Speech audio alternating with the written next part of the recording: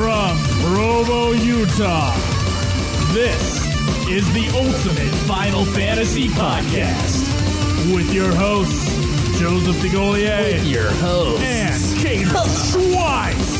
This is Ultima Final Fantasy.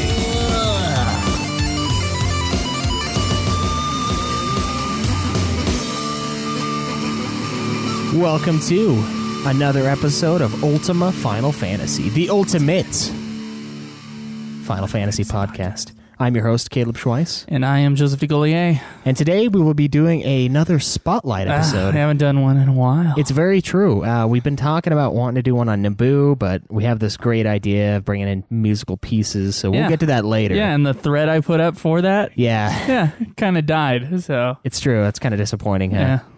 That's all right. I've got plenty of time at work. Maybe I'll go through and find some more obscure ones from the older games. I'm sure your employer will love that. Oh, I bet you they will. Oh, yeah. So yeah, today's will be on Nasir Gebelli, a programmer for Square Enix. And yeah, we'll be getting to that a little later. But first up, well, even before that.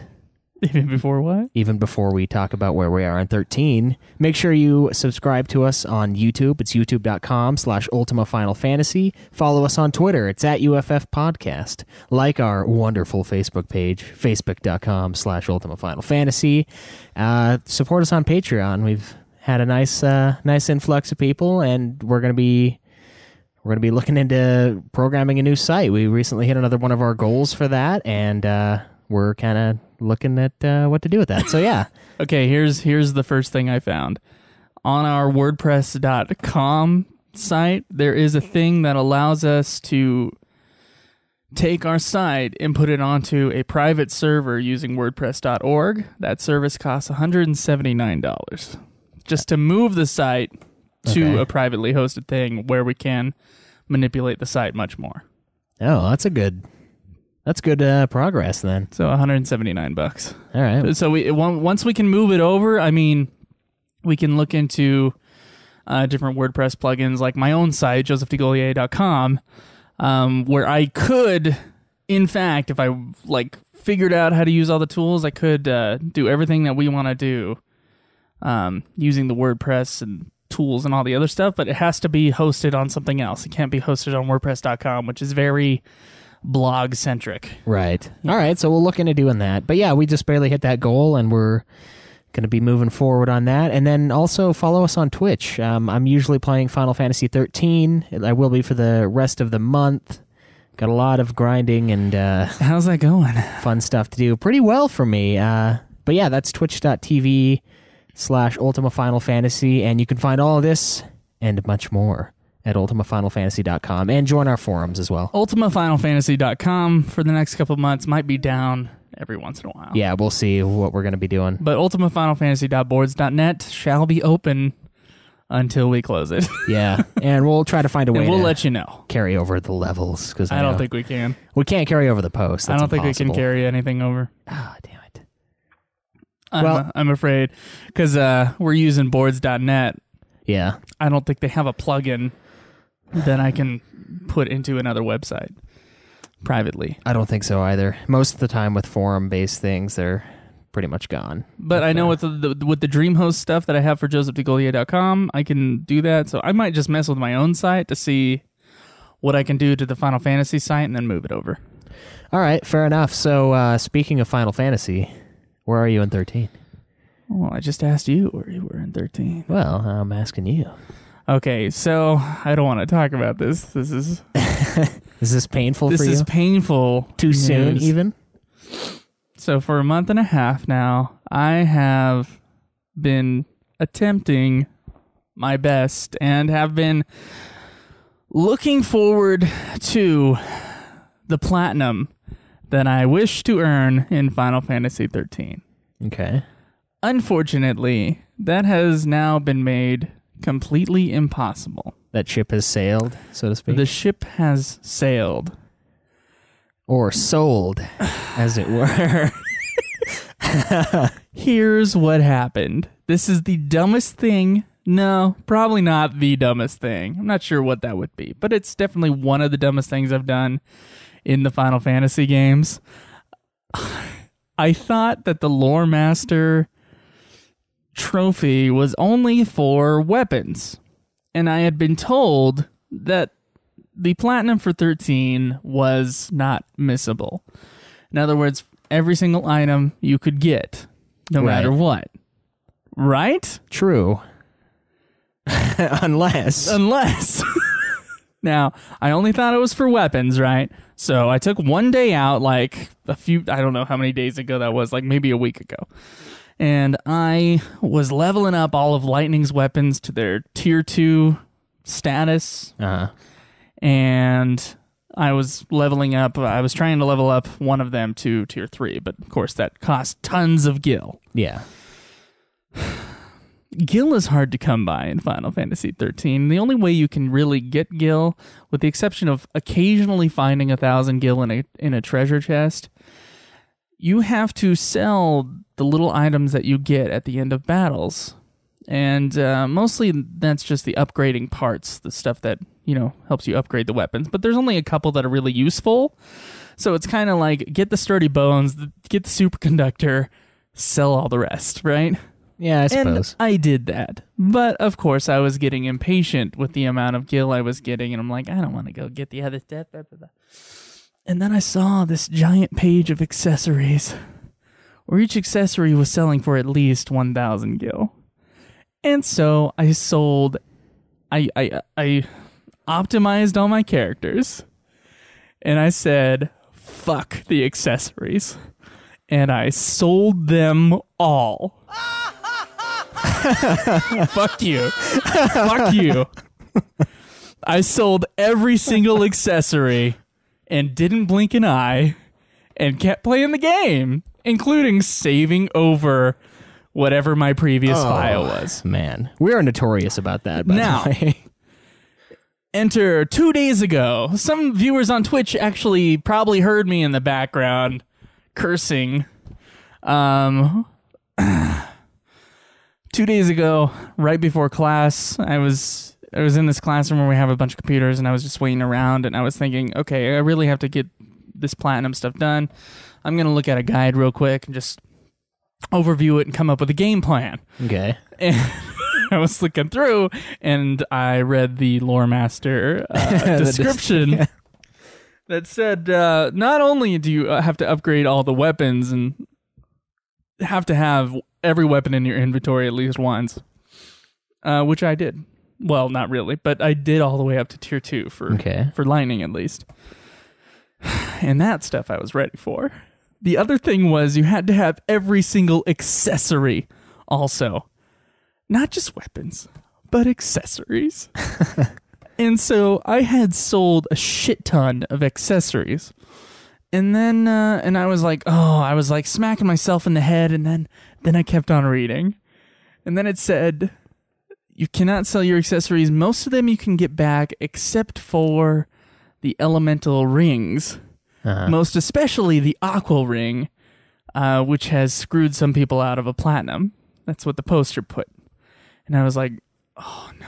And so I looked up information on the aqua ring. You can take it from another extremely rare ring called the Riptide ring. And I have no idea if I had the Riptide ring or not. I got one yesterday. You did? Yeah, while we were streaming. And one of the guys that was watching was like, LOL, don't tell Joe. It was in a chest, though, so I was like, oh, dude. I might have probably gone. I might have gotten it if it was in a treasure chest. Yeah, it was like on the way to Grand Pulse in that weird area with all those little fish-like dudes, and there's a ton of treasure. I probably got it. Yeah, I wasn't able to kill everything there, so I didn't get it till later. I don't know, but I probably got it. It's most especially the aqua ring, but I guess the other elemental rings are extremely hard to get to. And I was like, oh, please tell me when I get to Caleb's place to go play Final Fantasy 13, I will have the aqua ring. And I got here, and there was nothing. There was no elemental ring of any kind. So whether or not I have a 5% chance of being able to get the aqua ring back does not matter, because getting all those accessories back, It's going to cost me hours and hours and hours of gameplay time I am not willing to put into the game. So I am sorry. I am ashamed. I want to commit harakiri because of the shame that I feel. And I will do it without a second. All right. Just because of that. So I would have been there. I am ready to chop off my It's head. my show now. Just like Super Sexy. Yeah. Just like Super Sexy. Which we only had two comments of protest on. Really? I didn't even see any. There were some on the Facebook. Oh. And to you guys, I say I'm going to say exactly what I said on Super Sexy. I'm sorry. It's just my time to leave Super Sexy. Lots of failures all around for Joe. So yeah, this week was Joe Disappointment Week. So my next step is just I am under-leveled, as I said before. Maybe level up a little bit and then go kill Orphan.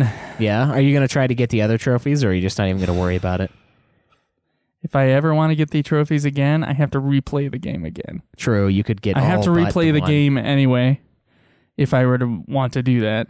So I'm not going to worry about it. I did a lot of the hunts. Might do a few more while I level up. And I'll set up my 14 account when I'm done playing 13. All right. So you might get a little bit of a head start. I might. Yeah, maybe. Who I knows? will at least try to get on the server, which is Brynhilder. Yeah, Brynhilder is where we're going to be playing. Join us on the Brynhilder server on Final Fantasy 14. Yeah, so my 13 has been going much better. I don't think I've sold anything that's absolutely necessary, and if I have, it's from earlier in the game, so it's mostly little bangles and stuff like that I'm fairly certain I could buy again. Last night I just got the last of the level cap trophies for the specific classes, so I maxed out at least one character in each of them. And I think I'm getting close to, I want to say half of the hunts, maybe a little more than half of the hunts done, and only 3 or 4 of them I haven't 5-starred yet. I just got to the, did you ever do the trials before? What do you mean? What trials? What is that guy's name? The big red dude on the planet. Is it like Gaia or something like that? I can't remember what his name is. There's like a trial set up. It's almost like a playoff system in sports. You know how you have like the first round, the second round, and then it expands. Okay. They're all hunts. They're all in this one area, and you get to choose which one you go to next. It's like... No, I haven't done those. It's Prime. I haven't done those set of... And I'm ashamed for not remembering what the guy's name is. It's like on the tip of my tongue. But yeah, anyway, there's the big giant dude that eats one of the deals, one of the adamantoids when you get there.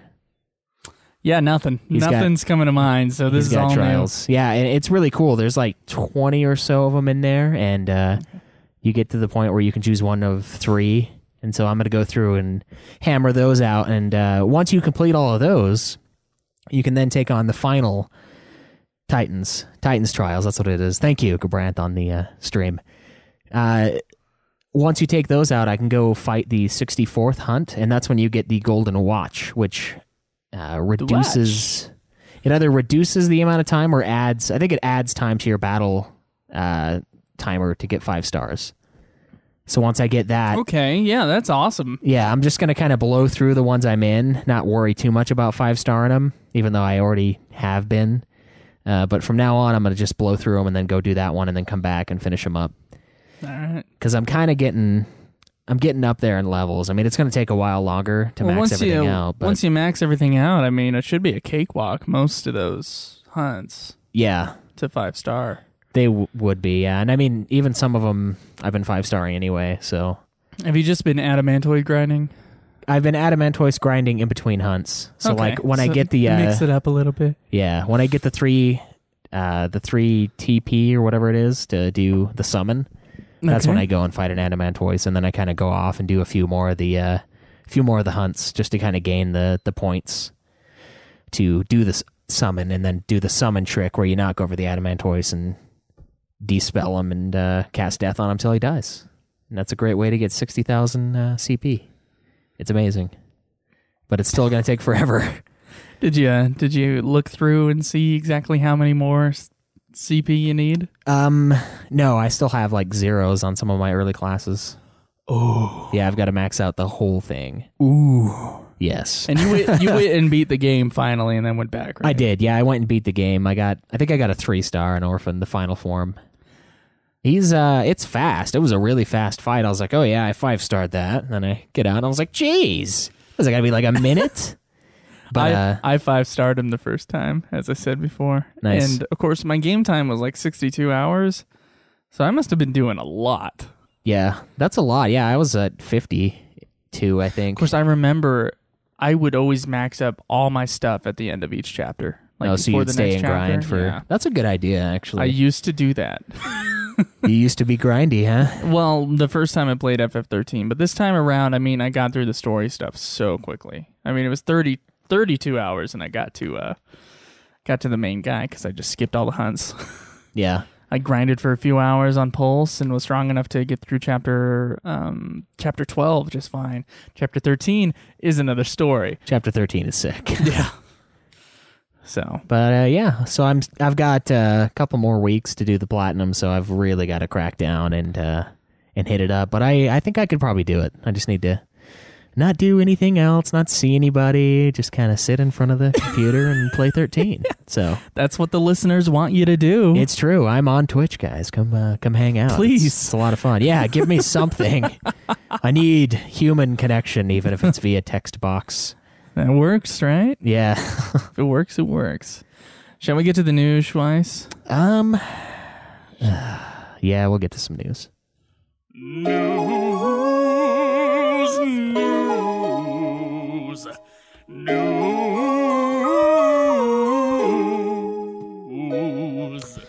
All right, so we had quite a bit of news coming out of Tokyo Game Show, and so we're going to go over a couple of those. Whoops. Okay. Don't worry about that. We got a couple of worthless tabs that are... it's for the Twitch. That are bugging me. Okay, so we got a new Final Fantasy XIV Tokyo Game Show trailer, and we're going to play a few seconds of that right now just to kind of bask in its Japanese and glory, because I can't understand a single thing, and there's no subtitles on this video. But it does look cool. Looks like some 14 stuff is coming, and it's action-packed. Oh, yeah. Yeah. It's going to be a very different game. It's like a hippogriff thing with a weird face. Dragon just got pwned. Yeah. Chick falling from the sky, calmly speaking. Yeah, that was something I laughed about earlier. Yeah. Shiva, crystals. Nice. Shiva looks good. Yeah. Okay.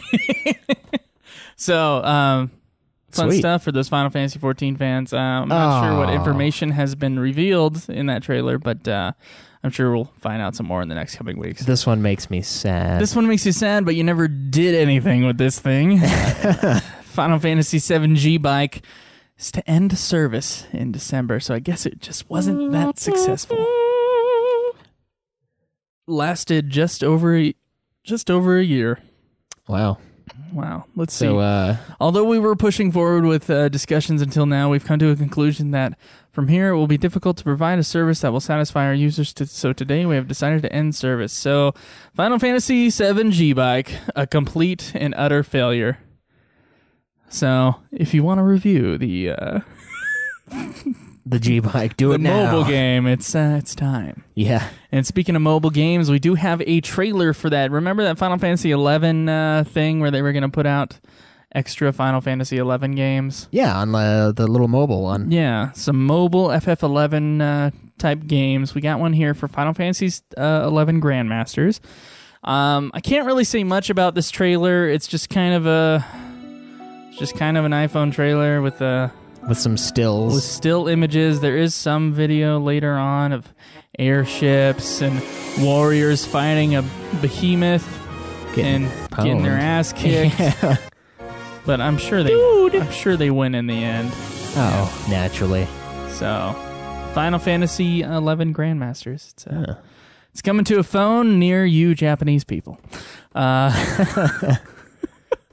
World of Final Fantasy TGS 2015 trailer. Now, this is the chibi-styled kind of fun little Final Fantasy game. Final Fantasy, what'd you say earlier, adventure?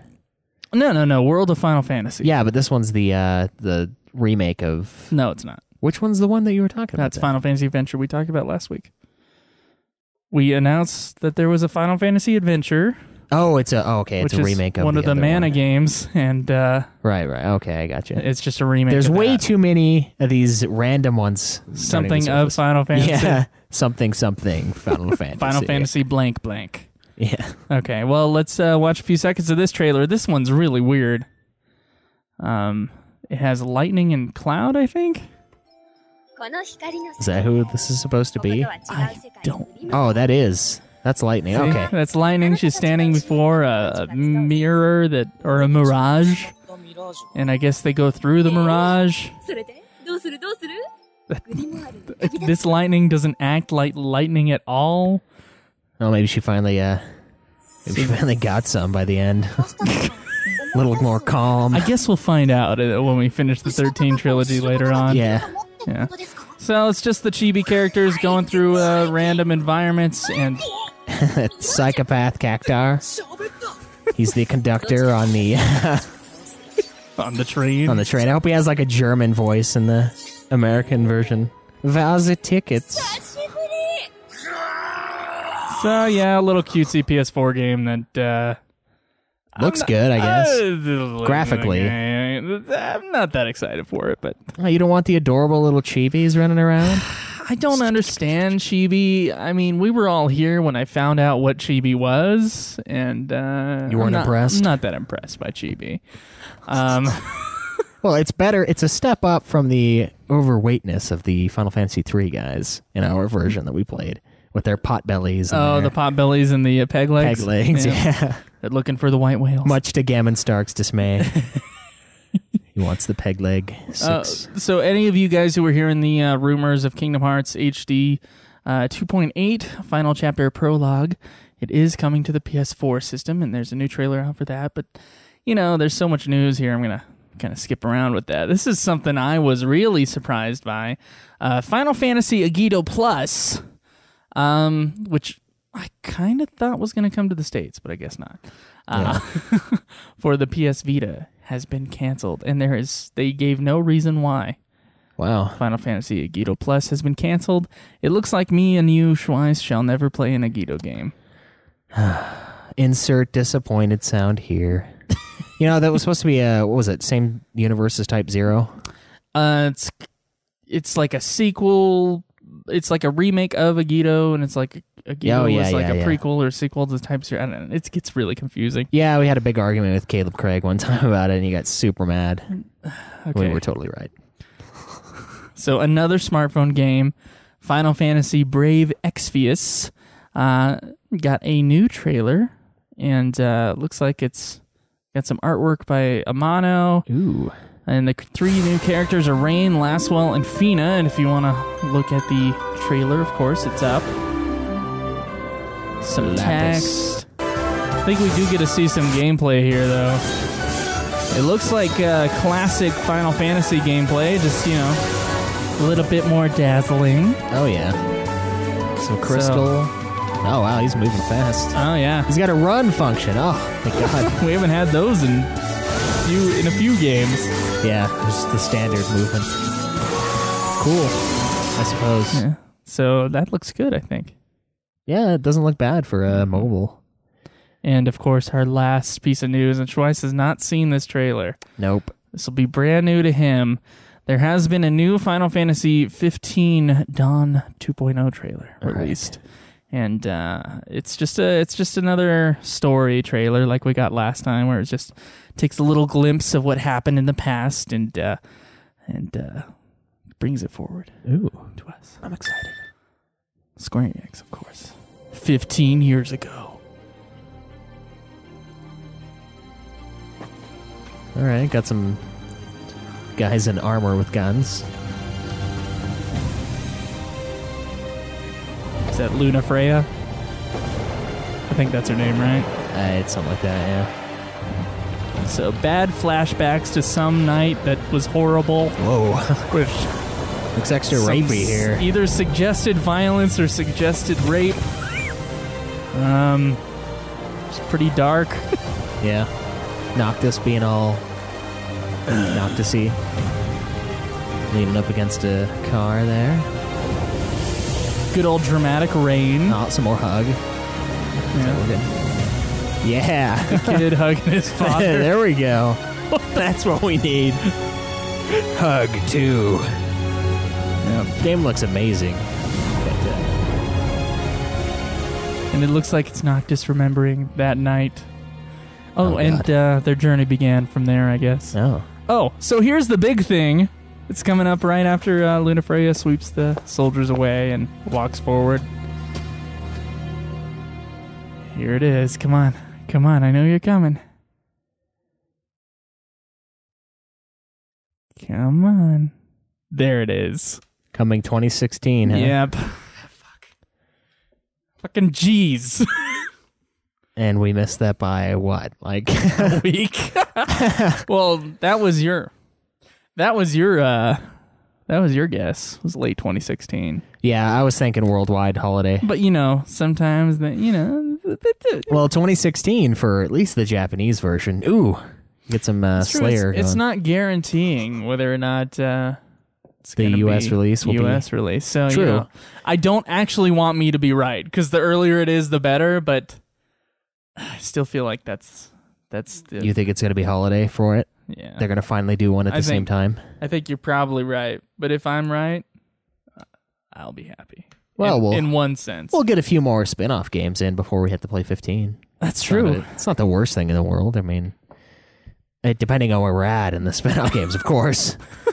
If we're knee-deep in Crystal Chronicles, who knows? I have not seen, played, really heard anything about those, so that's going to be fresh ground for me. Also, I need to buy the ones on Wii before the Wii thing goes away. The Wii thing? Yeah, the ones on Wii. I don't know if it's the Wii store. Yeah, I don't know if it's going away for Wii or anything, but Ooh. The Wii is last gen. I don't want to miss that crap. I don't want to get a freaking Wii U just to play these two Final Fantasy games. So we need to hit those up. Oh, we do. Yeah. Before we forget. Poor we forget. Yeah. Poor we forget. All right, Schweiss. Shall we move on to talking about little Nasir? Yeah, let's talk about Nasir.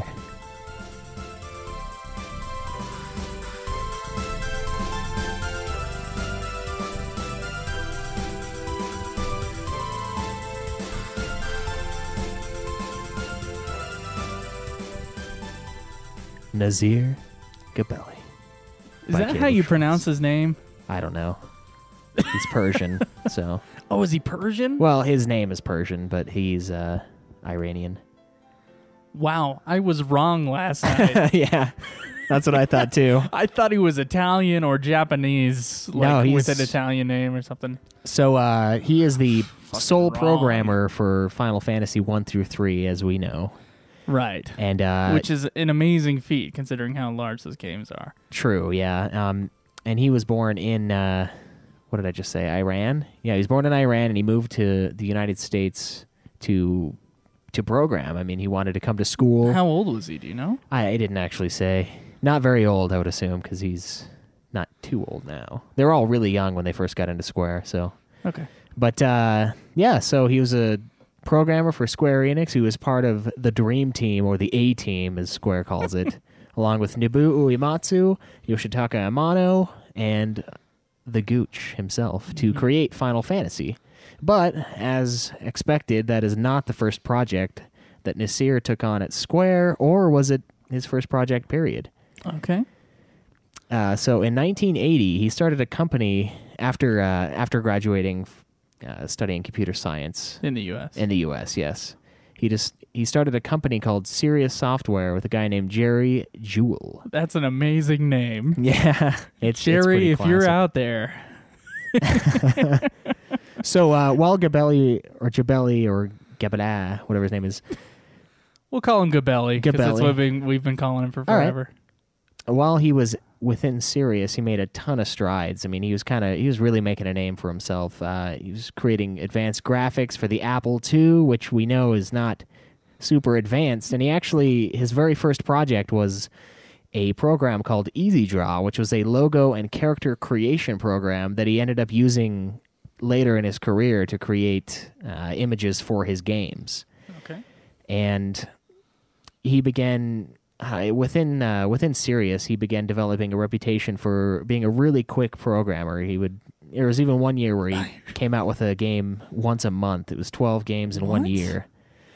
Yeah, and I mean, we're talking... Do we have access to any of these games now, or are they all just really like the old computer games? They're old. This is 1980s, like early 80s. Early 80s? Yeah. Ooh. So one of these games, it's called Gorgo, ended up selling like 23,000 copies, which made it one of the best-selling computer games in the early 80s. So he was doing really well, and this is all within... 23,000 copies. I gotta wonder how much... Like, that's not that many copies. That would be a complete failure now. Oh, yeah. That would be atrocious. Like, how much money did that make them? Like, how much did a computer game cost back then? Well, the company was worth, I think it was like $11 million in the 80s. And it made, okay, so its biggest game was 23,000 copies. Yeah. Biggest video game. I mean, they're software, so they may have done other stuff. Yeah, but they had other games, obviously. True, yeah. So in 81, Gibelli ended up leaving Sirius to establish his own software company, appropriately named Gibelli Software. Mm-hmm. And he released a few successful games through this company, but by 1983, his games were becoming notoriously bad with, according to Soft Talk, which is a magazine that focused on mainly computers, but a little bit of video games. And then also... So was he working himself to death and is just... pumping him out too much, or yeah, what? Like there were some of them they had like atrocious reviews and stuff. Like he just wasn't, for some reason, he wasn't producing anything worthwhile on his own. And then also the video game crash of 1983 would end up leaving his company in shambles, and he ended up closing his doors. And of course, the video game crash, there's a lot of things that led to it.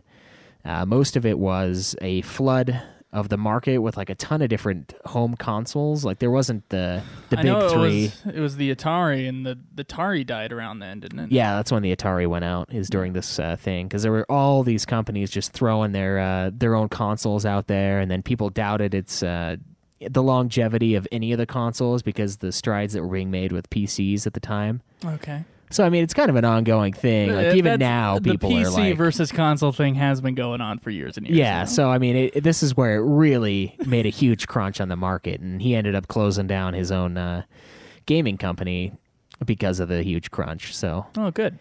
Yeah, that's great. Great start there for this guy. So after Gibelli Software went belly up, Nasir did what any sensible businessman would do. He traveled the world for a few years. He must have saved up some money while he was there. He must have made some money, yeah.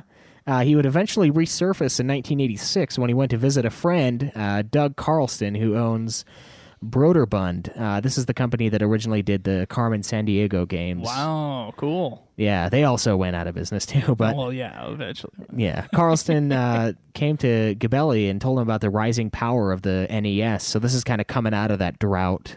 Right. I remember seeing on a documentary, because I wasn't around back then, obviously. Yeah. I remember seeing on a documentary that they were talking about how the Famicom was a huge risk because of the failure of the Atari, and like they thought consoles were going out, and then of course they did extremely well with the original Nintendo. Oh yeah, it's one of the best-selling consoles.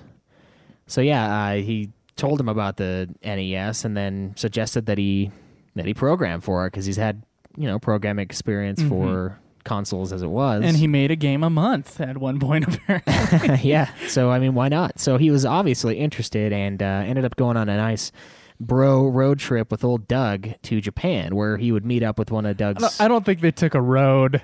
Oh, it was a fly trip. But the Bering Strait is frozen over momentarily. Let's go. Yeah. It's travel by map. So they went to Japan, and apparently this Dave Carlston guy knew some people at Nintendo and knew some people at Square. I almost said Square Enix, but that would be wrong. So he met up with Nintendo, and they ultimately weren't interested in what he had to offer, but Square, and especially the Gooch, were aware of his reputation. For you new guys out there, the Gooch is referring to Hironobu Sakaguchi, who of course created Final Fantasy. Right. He was very interested in Gibelli and what he would bring to the table, and he eventually joined Square. Mm-hmm.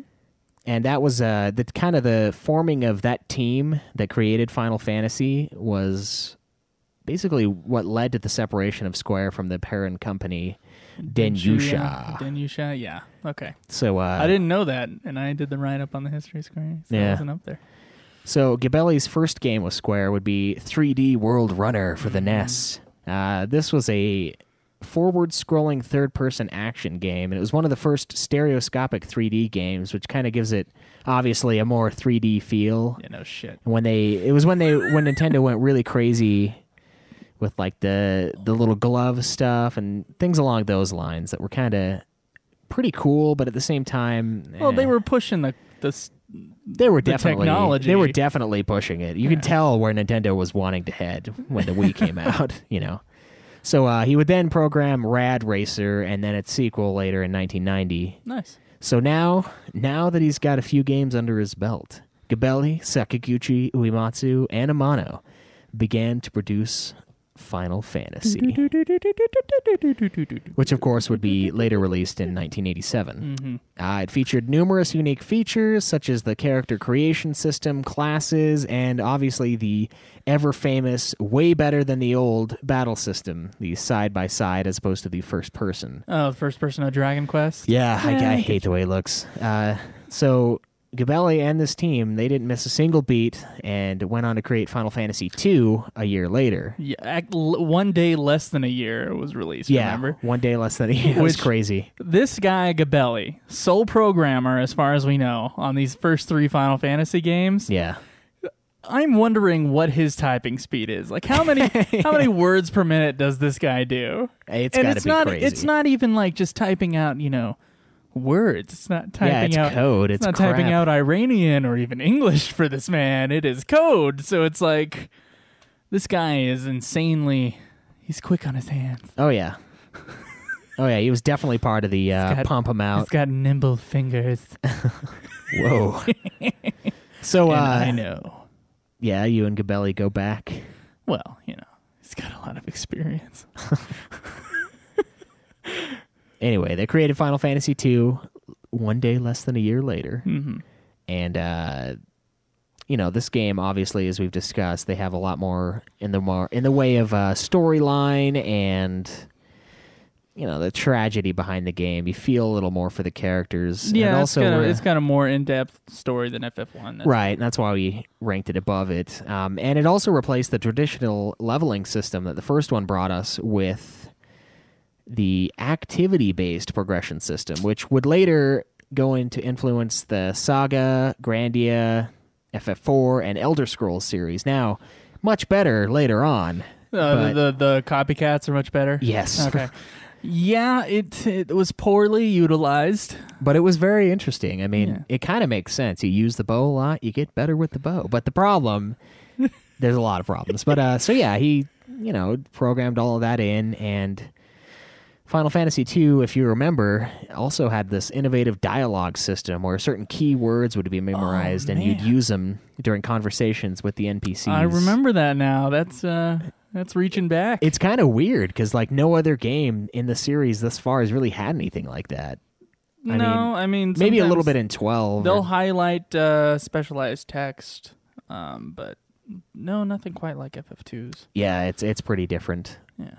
So then, of course, following 2, obviously, Final Fantasy III, which was released in 1990, and this game introduced the ever-beloved, almost perfect, job class system. Not perfect. Midway through the development of both Final Fantasy II and Final Fantasy III, Gibelli was forced to return to Sacramento, California, which we discussed in the reviews, due to an expired work visa, and the rest of the staff followed him, and they finished up the game. So Did 2 and 3. he become a citizen of the United States? Yeah, he's a citizen. Okay, I was like, if your work visa expired, you would go, okay. It's like he because went the he's wrong from way. Iran, right? So he would have, okay. Yeah, he's got the work visa to go to Japan, and that must have been through the United States. So you wouldn't get a visa to get a visa. No, that'd be madness. That. Okay. Yeah, he's okay. I wanted to make sure. He's an American citizen. America. So yeah, Final Fantasy 2 and 3, both American games. Nice. But so after the success of Final Fantasy III, Gibelli took another one of his awesome long breaks where he travels a ton. Apparently, he's really into that. And then he came back and began to work on Secret of Mana, which is the second game in the Mana series, and it was released in 1993. This game was more of an action role-playing game and included a really interesting co-op multiplayer mode. This game was initially going to be one of the launching titles on the SNES CD, but was later altered to a cartridge due to the SNES CD being a dropped project. Okay. The game received critical acclaim, mainly for its real-time battle system and that cooperative gameplay system where a second and a third player could kind of just join in and then drop out of the game whenever they want. And there was also customizable AI settings for computer-controlled allies. Dun, dun, dun. To which I say, gambits. Probably a very archaic and old-school version of gambits, but still. So after Secret of Mana, Gibelli essentially retired from the royalties that he earned from Square, and as always... He didn't retire from them, he retired with them.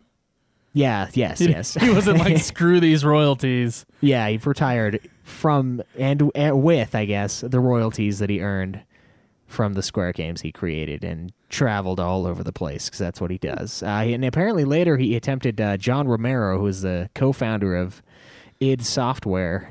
He had an Apple II reunion in Dallas, and apparently Romero credited Gibelli as a major influence on his career. So who's Romero, for those who don't know? Romero is the co-founder of id, which obviously created Doom and the Quake series and Wolfenstein, some of the very first first-person shooter video games. I think the first 3D first-person shooter was Wolfenstein. I believe you're right. And then, like, Quake was the first in a different way because it, like, drew the graphics differently. Yeah, Quake looks cool. I don't know. Yeah, there's cool stuff with id, too. Yeah, id's pretty awesome. They're kind of like Square, except for they only release a game very rarely. Yeah, well, what's up with that? I don't know, there are some Wolfenstein games coming out, but I don't know. But yeah, Gibelli still lives in Sacramento, and apparently he's still really good friends with Hironobu Sakaguchi. Wow. So yeah, that's Gibelli. Yeah, that's Gibelli in a nutshell. Typist, programmer, man in the world. In the world. Holy crap! He programmed those are not small games, man. No, they're not. He programmed those by himself. Especially 3. 3 is especially that's insane. Impressive to me, just because of the job system and all of the crap that went into that. And plus, 2 and 3 had a lot more. They had a lot more free roam. I mean, 1 had it, but it was a little more cut off because you'd have to get to a certain point to unlock certain areas. But with 2, I could go into areas. I wouldn't call 1 linear because you could go in lots of areas that you're not supposed to be in yet. I remember that a lot more with 2, though. Like, I'd go too far to the west and then just get destroyed immediately. I'm like, what is this? I think 2 and 1 are similar on that front. Yeah, but 3 definitely with the... Well, there were a lot more... added airship and... I mean, they made the battle system more complicated both in 2 and in 3. Of course, he made that one mistake in Final Fantasy 1 where you can hit air. Yeah. Which Way is to go, annoying. buddy. Yeah, thanks. We didn't have to deal with that in our versions. No, thankfully. There were also, the scenario setups, the story setups with the dialogue and everything, and the character movement.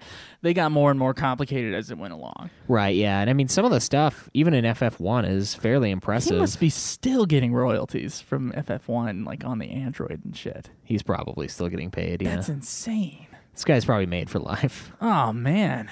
Which makes me sad that, like, Good Sakaguchi stuff. and them Cha-ching. didn't get out before it went crazy. But... they're probably still getting something. I don't know. I'm assuming Hironobu's getting something still. Oh, he's got his own company, so definitely. Well, that too. With his spin-off Final Fantasy series, The Last Story or something like that. It's not a series, it's one game. Yeah, for now. It is funny that it's like Final Fantasy means last, and then fantasy is some kind of story, Yeah. The Last Story is just another word for final in fantasy. Yeah, it's true. That's funny. It's funny to me. It's really funny to me. So okay, so we're gonna do a segment. We haven't done a segment in a long time.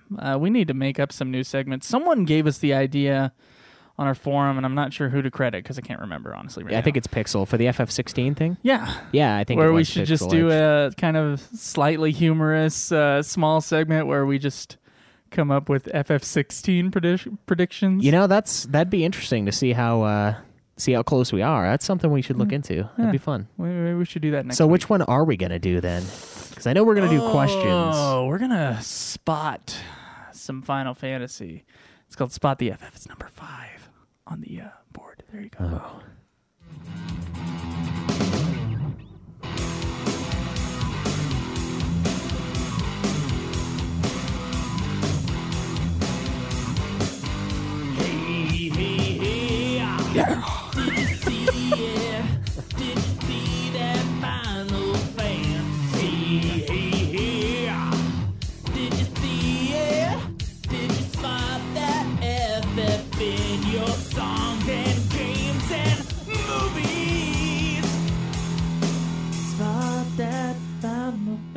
Okay, so our first Spot the FF comes from a Toyota car commercial. You just had the tab open.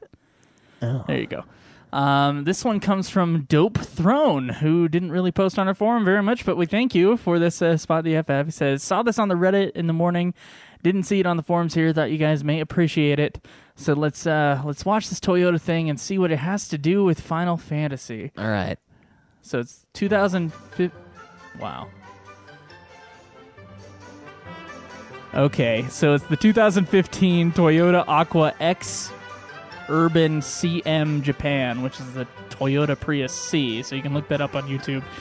It's a bunch of yellow cars roaming over the hills. To the Chocobo theme. To the Chocobo theme. This is beautiful. Nice, expansive. Nice. Yeah. So close out of that thing before YouTube starts playing the next video. So that's pretty cool. Yeah, that's awesome. That one was pretty fun. The I wonder. I guess they probably would have got permission.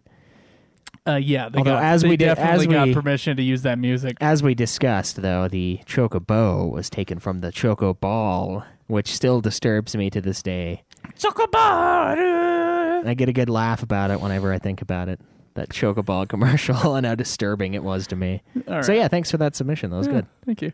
All right, this one comes from Batman, who is a Knight of the Round on the forum, by the way. Oh, nice. Now, I couldn't find video for this, so we won't be able to hear audio or anything like that. I'm not sure if there would be audio for this game, frankly. But he says there's a Phoenix Wright Ace Attorney game, which is made by Capcom, not Square Enix, where the counselor is using an unusual metaphor for the judge. The counselor tells the judge that a character character's words are the milk and you're the spoon. The judge responds by saying, "I'm a spoon. I'm no spoony bard. I'll have you know." Nice. And Batman says here, unless spoony bards are popular in Japan, I believe this is a reference to FF4, which it totally is. Yeah, that was not in the Japanese version. That was purely Ted Woolsey's creation. And it could have been the creation of the translators for that game and not necessarily the creation of the original guys in Capcom making that too. Yeah, true. Capcom's Japanese, right? They are, but I think the Ace Attorney games are Japanese games. I don't know. So I'm assuming that it was the work of the translator that did that. Either way, awesome. Maybe it was Woolsey again. Dun, dun, dun. We should talk to him. Referencing my own games. All right, this one comes from Kafka Palazza, who is also a Knight of the Round on the forum. Ooh, some competition there. Yes. Found another cool one on the Did You Know Gaming site. This game, I actually played and had no clue about this, but there's something I only imagine you can find if you were looking for it. So if you click that image there, it's from Did You Know Gaming. It has a screenshot from Secrets of Evermore, right? Yes. Apparently during a Colosseum fight, the main characters of Final Fantasy VI can be seen in the stands from left to right. It's Locke, Mog, Realm, Strago, Terra, and Umaro. And we got a zoomed up image of it here, and it's totally them. Yeah, so they are kind of sticking out of the background of the Secrets of Evermore game. Yeah, they are. That's really cool. So make sure you guys check that out on the forum. It's pretty awesome stuff right there. Yeah, it's been a while since we've done the Spot the FFs. Yeah, well, there's always FFs to spot, really. True. But I think it's about time we moved on to some news. I think it's about time we moved on to some questions because we already did the news. Oh, yeah. I'm kidding. Questions, of course. You're not kidding. You put the mouse over the news thing and you thought news. I put it over there because whatever. Fine. Yeah, questions. I should be in charge of the panel. Screw you. Like I used to be. It was better. It's better now. You just admitted it was better. Well, it was less confusing because the numbers are... It's not the numbers. I didn't care about the numbers. I read them. It's the numbers. I always had them pulled up so they would be there. Whatever. Let's get to the questions. We're doing this. Let's go.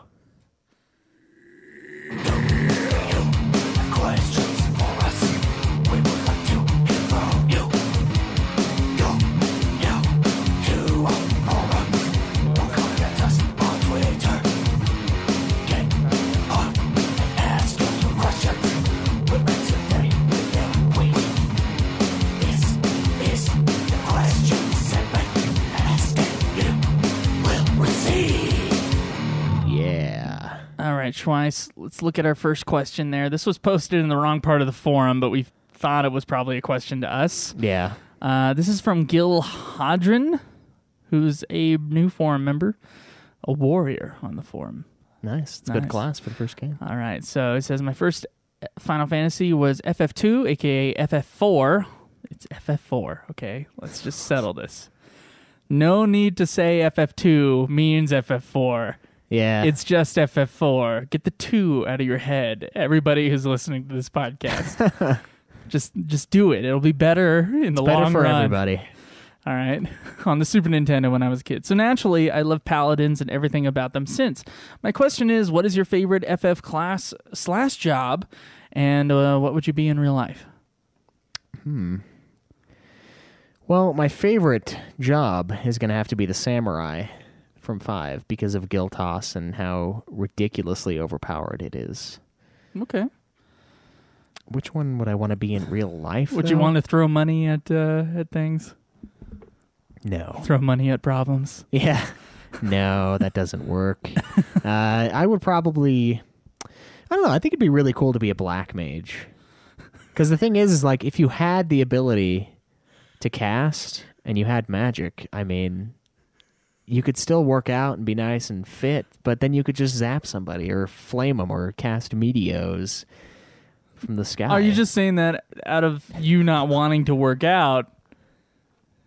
Is that what you're saying? No, I'm saying like as a black mage, I could still be physically strong. Oh. But I'd still be able to cast. So like I could. Could be if you leveled up a lot on the physically. Right. Physical stuff. But the black mage, I would love to cast meteo on somebody. Okay. What about you? What's your favorite? Look, man, the most useful thing in anything is the samurai with Giltos from Final Fantasy V. The most OP job in the world. Only if you got a lot of money, though. Yeah, true. But what would I like to be in real life? I don't want to deal with the hardship of the samurai class, okay? I want to deal with the all-around power of the red mage. Okay. Truly great attack. Maybe not as strong as the warrior, but still great. You can heal yourself. Heal others. Got some nice white mage powers there. And, of course, good old damage powers, all right? And elemental stuff. Black mage magic. It's such a useful class. Or at least it would be in any real sense. You have to go with red mage. I mean, you don't have to have a party if you're red mage, basically. Yeah. Well, you'd be master of nothing, but you'd know how to do a little bit of everything. So yeah, in a real setting, you should be. Would you rather be pretty good at most things or master of one thing? Well, in our world, I could probably do better as a master of one thing, as opposed to good at a bunch of things. Although that would make I'd be more flexible for work and stuff like that. Sure, yeah. I could see them both being good. I still choose Black Mage. All right, so we have another one here from Gammon Stark. He's a mother uffa on the forum. Mother! He says, what is your favorite bad ending from a video game? I just got Desilia 2's bad ending, and it was fabulously screwed up in that the secret to desire kind of way. He'd rather not spoil it. I was going to ask about FF bad endings, but can't recall any besides Game Over at the moment.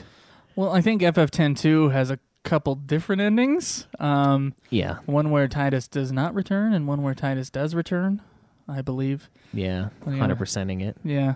But I actually don't know that much about FF10-2. I just know that I played the first few hours and I really hated it, and I dread having to play it for this playthrough.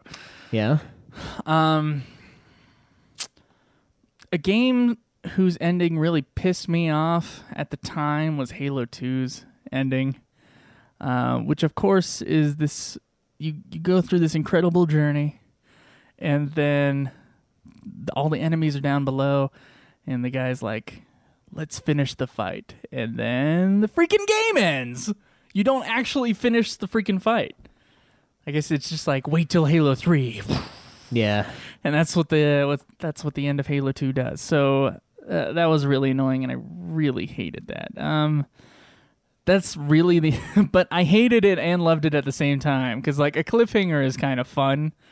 And so... I don't know, like the idea of how pissed off I was and how I kind of like laugh at that. I don't know. So I'd call that my favorite bad ending. Okay. Yeah. Favorite bad ending? I don't even know. Well, do you like Final Fantasy IV's ending? That's pretty bad. All right, yeah, I can go with that. Final Fantasy IV's ending. It's your favorite one to bash in the whole series, that's for damn sure. Well, I mean, it's got such critical acclaim, and then the ending where just all the sacrifices and all those emotional moments are just flushed. And then the wedding scene and all the dancing, it just, I don't know, it just felt wrong. Maybe that. I mean, the other games I've played, I mean, Metal Gear Solid 3's ending is fantastic. You know, the Resident Evil 4's ending is fine. Resident Evil 5's ending is even fine. You don't really finish bad games, do you? No, I don't. Neither do I. Like maybe I don't know, Black Hawk Down Delta Force game on PS2, but I don't even remember why it was bad. I remember why it was bad. It was bad because I'd turn a corner and a guy would already be shooting me, and I'd have like no health, and the autosave would put me at the spot where I had no health, and it was just relentless. But the ending was okay. I mean, I was done. That was nice. I'm not sure exactly what you mean by bad ending. So if you want to repost the post with a little bit more detail, I mean, there are games that have officially endings that people hate, like Mass Effect 3. Not that I've played the Mass Effect series, but I've heard things. Yeah, there were people that like wanted to sue the company, and they were freaking out over the ending of the series. And I'm but does Gamma's Dark mean like a game that allows you to have both a good and a bad ending? Oh, that's a good point. Because that's another way you could read that question. Yeah, if we did it wrong, let us know and we'll re-answer it. I don't have an answer for the other one, frankly, because I haven't played too many of those games. But right. we will play a couple, I know, later on in this series. We will, for sure. All right. What's this next one here? This one's from Shinru, who's a sick mother on our forums. Just curious what you think of the potential of the series to reach a 100th anniversary or something. Ooh. So what is that? 2086? 87? 87. 2087. We'll probably be dead. Probably. Or extremely old. Probably be dead. Do you think Square Enix will eventually retire the FF main series around FF30 or something? Or do you see it continuing for a very long time? I don't know. I think it's going to continue until they either go bankrupt and no one wants to produce any more Final Fantasies, or that's the only way it would continue. Or it would. I don't know. I don't know if it would stop. Like, are they going to have the grace to just end it at any point? If it doesn't. A large Final Fantasy game comes out and it fails, you think it'll be over? Final Fantasy will be over for a few years, and then they will bring it back. Some other company probably, if they tank. If Square Enix itself tanks and another company takes them over, I mean, it'll probably be put on the back burner. I don't think it'll ever go away completely. No, there'll always be something, but yeah, I don't know. And the games are a little different than, let's say, a movie or something. You can't reboot Final Fantasy and just call Final Fantasy like Final Fantasy 1 and then do something completely different, because they've been remaking these games this entire time. True. So you would have to continue and say Final Fantasy 16, 17, 18. But, the gap in between those, they could be big. Yeah. Yeah, that's true. I mean, I don't know. I can see it going on for a while until basically it's insoluble. Like no one wants to pay for it, kind of a thing. But the series, I mean, the games are disconnected to a point where the stories. It's not like when they announced Gears of War 4, and I was like, oh my god, the thing ended. It's not like that. It's just it's a continually new atmosphere, new characters. So I could see it going on for a while, but.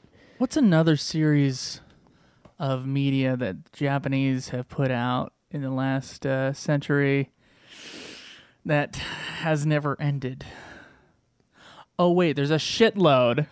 Most especially, I'm thinking right now, Godzilla, which it doesn't matter how many years go by. Even if there's like a 15-year gap, Godzilla always returns. Yeah. So you could see it. There's always a new Godzilla movie on the horizon, whether or not it's a horizon that's far away or it's close. Yeah, fair enough. But I mean, a gaming company's a little different, though. No, that IP won't go away. Some other thing will buy it up. Yeah, it won't dissolve. You don't think it'll? You don't think Final Fantasy will ever go away then? Not unless it gets really unpopular for a long stretch. Yeah, that's probably the only thing. In which case, it'll be brought back 30 years later. All right. So we have another question here. This one's from Gammon Stark again. Oh, yeah. And this one's interesting. Have you ever discussed or toyed with the idea of doing a UFF meetup? I don't mean creating an event to just meet up with other listeners, but advertising your attendance at another event as an opportunity to meet with other attendees who happen to be listeners. So, okay, I know what he's saying. You mentioned going to a con in Vegas. If you were to do something like that again, listeners could probably join you. We mentioned doing a con in Vegas. We went. Yeah, we did. We had a whole episode. On the Happy Jack RPG podcast, we started going to a local gaming convention and running or playing games with the listeners. Oh, that's cool. On Saturday night, a live podcast. Oh, I assume you meant live. A live podcast was recorded. I doubt I am even considered part of the podcast anymore, but I know they still do this a few times a year. Happy Jack RPG podcast. I'm going to have to check that. Yeah, another RPG podcast, Fear the Boot, started a wing night. No matter where you were, they encourage you to go hang out with the other listeners in your area and eat some chicken wings. That sounds cool. Huh. It morphed into coming to the podcaster's home from out of town and eating wings one night. Oh, hometown. You having trouble? You can't read that, yeah, it's too far away. All right. And gaming the next night. It grew into an international convention called Fear the Con, which just happened for the 8th time last June. So have you ever entertained the idea? If yay or nay, could you guys discuss it for a bit? Of course. Of course we'll discuss it for a bit. And I think we have kind of mentioned it before, like you were saying, Game & Stark, about going to a con and maybe meeting up with some people. We don't really, we're still too poor. We don't really have the money to like rent out a place where we can all meet up during a convention or something. Yeah, like you guys come to my place, but that's impossible. However, if there is another Final Fantasy 14 thing, we'll definitely be there. And I don't know. We'll keep a lookout for gaming conventions in Vegas or in Los Angeles that look like it's something me and Schweiss can afford to go to, and maybe meet up with you guys. I mean, the largest amount of listeners we have is in California, so if we stay near the West Coast, that's going to be the best place to come see us. And we wouldn't have a thing for us. Like, I don't think we would create something, but we'd go to that convention, and hopefully a few of you guys would see us there. Yeah, it'd be nice to hang out and get wasted. Who knows? That's what I saw some people on the forum saying. Do what I do best. Mm-hmm. So, Schweiss, shall we go from the questions from us to you? You got to still be on the forum. Go to the questions from us to you. Yeah. Oh, are you talking about last times? Oh, yeah. I mean, talking about last time's question from us to you. Well, damn. You remember that? I remember about it. I mean. Jesus, give me a sec. All right, well, let's get to it.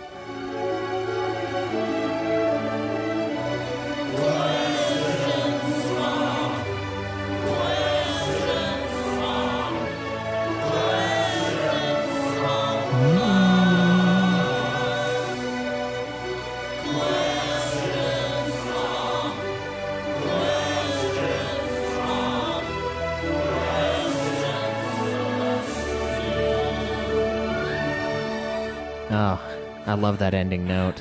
All right, so last week we talked about doing a new website, and we asked what we thought should be on it. We got a couple of responses here. Gamma Stark suggests that on our new website we put pictures of the food we have created. Wop, wop, wop, wop, wop. Or if it's too late, pictures of what you turn the food into. Yeah, you don't want to see that. Which is disgusting, Gamma Stark. Yeah. All right, so video versions of the podcast or links to the YouTube page, pages for each game in one tab, a page for each podcast, a soundtrack page for your themes, and any other music we use in the show. Some of that we already have, but that's okay. Well, I think we do put the links in the description of the episodes for each of the remixes that we use. At least I keep them up on the tab for you. And not all the time. You're supposed to copy and paste them. Sometimes you don't. Sometimes the tabs are gone, and I'm like, what the fuck? Which one did we use? You just look in the history for a second. No. You see the last YouTube video played. Damn it, Windows. I mean, could see what I last put in the search bar on YouTube, which was probably FF blank remix. Yeah, probably. So Schnitzel Time says community created tips and facts, somewhat similar to tactics you might need. Boss battle walkthroughs and stuff like that would be cool. All out walkthroughs would be a bit much since most of us have played these already. The game script was a good idea, maybe a brief summary of what each podcast episode is about. That should be on there already. Listener created, since that would be a hassle for you guys. Oh, I mean, go ahead. A ranking system within UFF forums. For example, every game that you have listed, the forum members would rate 0 to 10 as long as they played it. I like this idea. This is a great idea. That way, new and old listeners would get a general idea of the overall view of each game by the majority of the forum. Say he goes onto the new site, clicks on Crisis Core, and then sees a composite score of 8.2 out of 10. I think that would be a really cool idea, and yeah, so do I. I think a rating system for each game would be really cool, and I think that maybe having a section of the forum where everybody votes their ranking of the Final Fantasies. And we see the Ultima Final Fantasy official ranking. Against kind of a thing. The user ranking. Yeah, probably be close, but I think that'd be cool. The Doors 93 said, I'm hoping our forum ranks that we worked so hard to achieve are carried over. Nope. Probably not. Maybe, yeah, no, not even the ranks. There'd be no way. Everyone would have to start. It's going to be a brand new forum. New it's slate for you guys. Brand new day. Yeah. So Shinru agrees with the forum add-on, and maybe it'd be nice to have an area that links the Twitch stream and YouTube videos, and maybe a live feed to their Twitter on the side that gets updated whenever someone tweets. We do that already. Yeah, that especially the live feed one. That one's there. Yeah. There is a Twitch stream, There's but a Twitch button. There's a Twitch button, but I wonder if we can go in there and I saw Limit Break Radio's website, and maybe we should ask him about this. There is a section where it says whether or not they're online. That's what I want to do. I'm wondering what widget they have to do that. Because that would be awesome. Because then someone would be checking out the site for the first time and be like, oh, Caleb's playing. Let's go check it out. Blah, blah, blah. Yeah. Kind of a thing. So that we can definitely look into. Yeah. So yeah, that's essentially what you guys answered. And those are all great suggestions. All right. And so I got a new question for you guys this week. Oh. My question is, we got all these new spin-off games for Final Fantasy coming out in the next year or so, and we're seeing, of course, all these new trailers for them. And I gotta ask you, which Final Fantasy game are you most excited for in 2016? Oh, okay. Yeah. So I'll put a little poll up on the thing, and you guys can answer that, and I'd be happy to hear. Excellent. So what you got? Do we have any iTunes reviews? I am positive we do not. Oh, what do we do when we don't have any iTunes reviews now, Schweiss? I don't know. I mean, what are we going to do? We can't even play the jingle if we have no iTunes reviews. No, we can't. Oh, I'm so disappointed. How to express this disappointment? Oh, I have an idea. Oh, what do you got? I got this.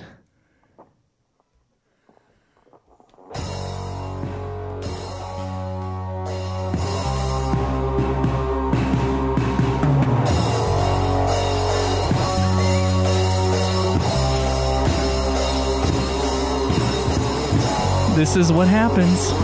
Yeah, this is you.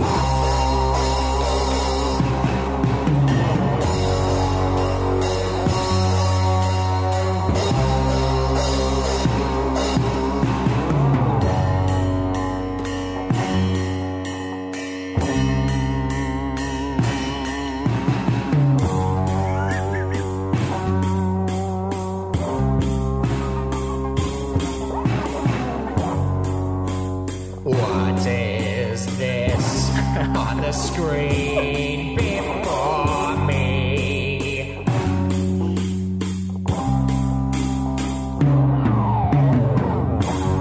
No new reviews from you to me.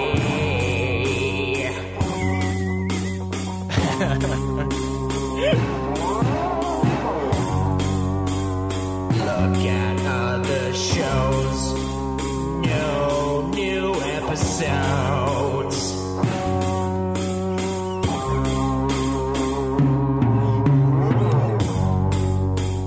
No iTunes reviews. No love for the show. Oh no, iTunes reviews!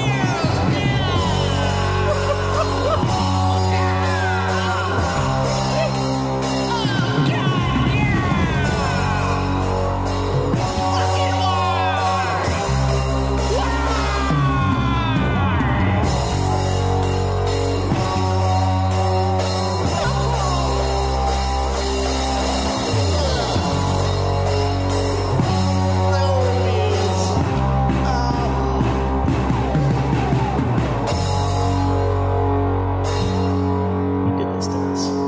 And yourself. Oh, how I've waited to play that thing. Well, we've waited to play that thing, but it will get extremely annoying if we don't have a new iTunes review every week. Yeah, and I really hope that we don't have some obscure review that I did not see, but I'm fairly positive as of yesterday we didn't have any, so that is what happens. Yep, that's what happens from now on. We don't get an iTunes review from one of you guys who refuses to download iTunes. Yeah, Chocobo Choco. That's what happens. Yeah. If at the very least, give us a review on some other podcatcher source and give us the link to it. Yeah, I mean, we'll, I think read Podbay sends it. Or Podbay has like a conglomerate of all of the reviews. We but- have a thing that'll send us all the reviews for all the international stuff once a Oh, month. yeah, that'll tell us. Yeah, but that doesn't include Stitcher. Oh. It's just iTunes. Stitchers.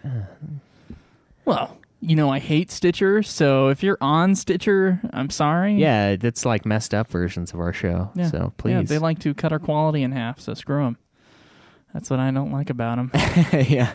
So, And sometimes they'll only take 10 minutes of an episode. There are some episodes on Stitcher that I guess were deemed too long, and they only kept 10 minutes of it. that's ridiculous. So fuck Stitcher. Stitcher. Don't use Stitcher. If you got an Android and you're looking for a good podcatcher app, use Podcast Addict or Podcast Republic. Fuck Stitcher. Okay? Fuck them. And if you got an iPhone or anything, a Mac, just use the the podcast app. Yeah, it's a great app. It's the best app out there for podcasts, really. Anyway, and give us a review, please. Yeah. And of course, in addition to the review, follow us on all of the media sites. Final plugs. Yes. YouTube, Twitter, Facebook, Patreon, please. Twitch, and our website, of course, UltimaFinalFantasy.com. Yeah, and if you guys like us and not just the Final Fantasy show, check out Getting Fat with Caleb and Joe. That's super rhymey right there.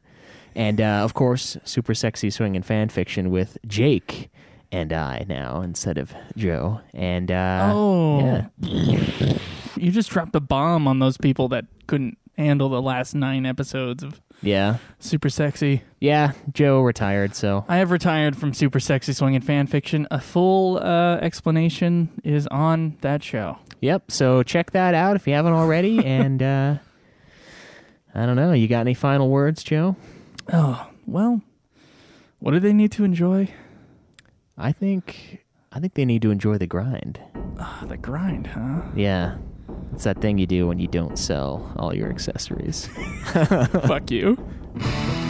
This has been another production of Ultima Final Fantasy, the Ultimate Final Fantasy Podcast. The show was produced by Joseph DeGollier and Kaleb Schweiss, with music and editing by Joseph DeGollier, parodies and clips from their respective authors, of course. You can get all of our episodes as well as our Let's Plays at ultimafinalfantasy.com. You can also contact us on Twitter at UFF Podcast, as well as our contact page on our website. Be sure to subscribe and review our podcast. Your reviews may get read on the show, and look forward to the next episode of Ultima Final Fantasy, the Ultimate Final Fantasy Podcast.